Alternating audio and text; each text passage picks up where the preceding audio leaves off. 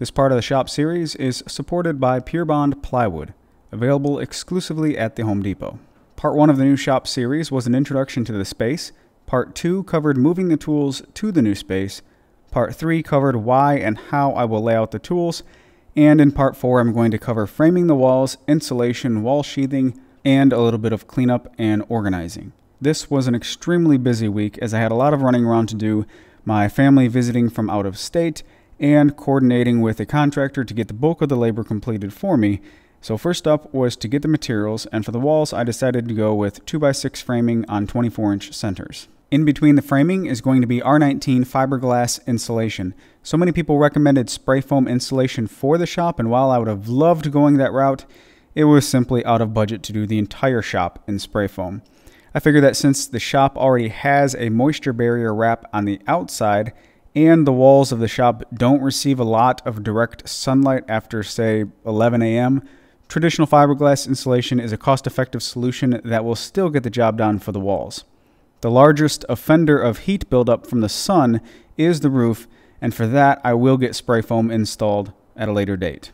The weekend before contractor work was scheduled, I started by removing all of the pegboard and corrugated tin from the walls. This part was a bit frustrating, not because of the pegboard or the tin, but because what was underneath one section.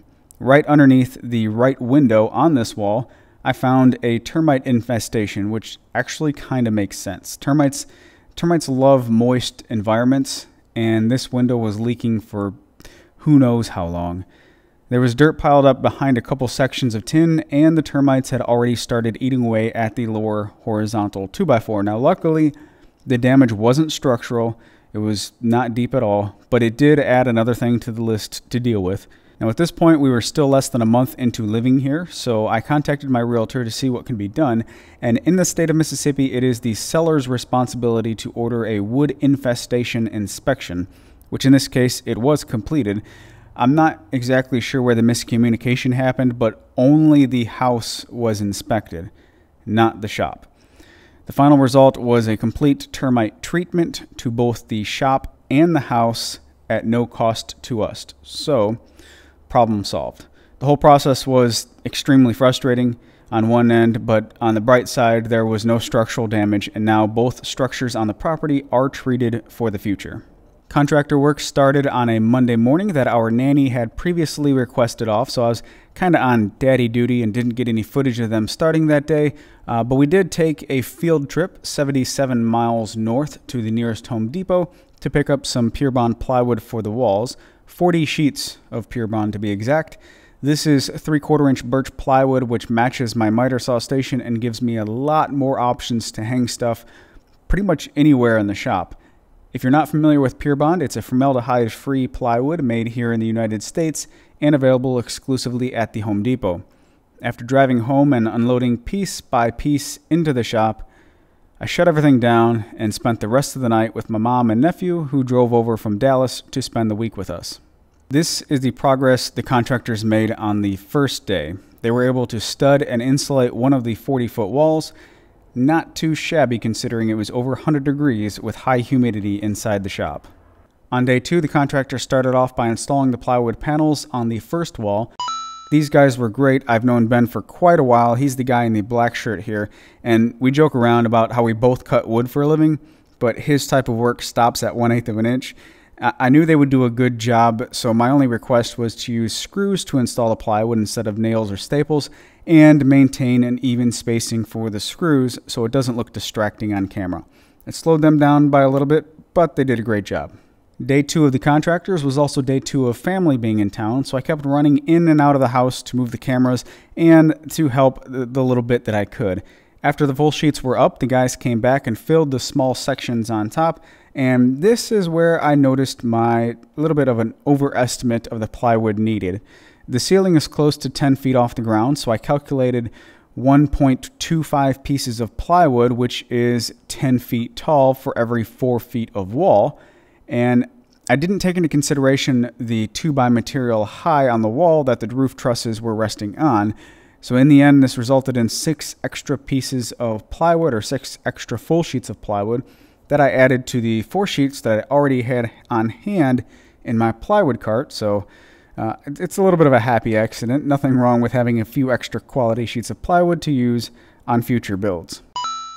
The work continued to the back wall that day, where we had a few different obstacles to work around. First, the tin on the ceiling needed to be removed and pulled back along the entire back wall. Then the stair treads needed to be removed. Then the stringer closest to the wall needed to be removed. And finally, the forced air intake and exhaust needed to be removed completely. These were temporarily patched on the outside with a piece of ceiling tin, just enough to get the walls completed on the inside. And a week or so later, I came back and tucked in a moisture barrier layer from the outside and patched the holes with a piece of tin that matched the same profile as the exterior of the building. Insulating the back wall marked the end of day 2 for the contractor work, and on paper or this video, it may not really sound like a lot of work getting done for 2 days of work, but when you consider the extremely hot and humid weather we were having, magnified by basically being inside of a hot tin can all day and dealing with sweat, sawdust, and fiberglass insulation, I was quite impressed with their progress and really glad that I wasn't the one doing it.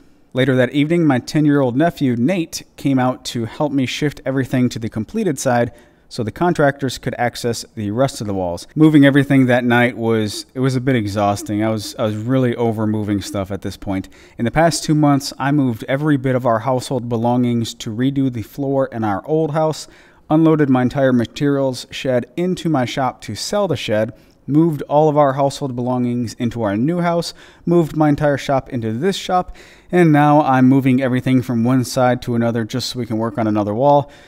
At this point, I felt like I was basically in a hamster wheel, just running and running and not really getting anywhere. I know in the end it's going to be great, but it would have been so much easier to renovate this shop before moving in. Unfortunately, I just did not have the time to do so. So all of the walls are put up now. I've got insulation on all the walls. Where my electrical panel is, that's still just temporarily secured so I can get in there. And I still have to trim out the windows. I still have to put covers on all of the outlets and switches. And this top seam up here, where the top of the 8-foot sheets are, I think I'm going to do like Johnny Brook and put a continuous French cleat all the way around the wall to cover all that up. That was a really good idea, and I think I'm going to utilize that here.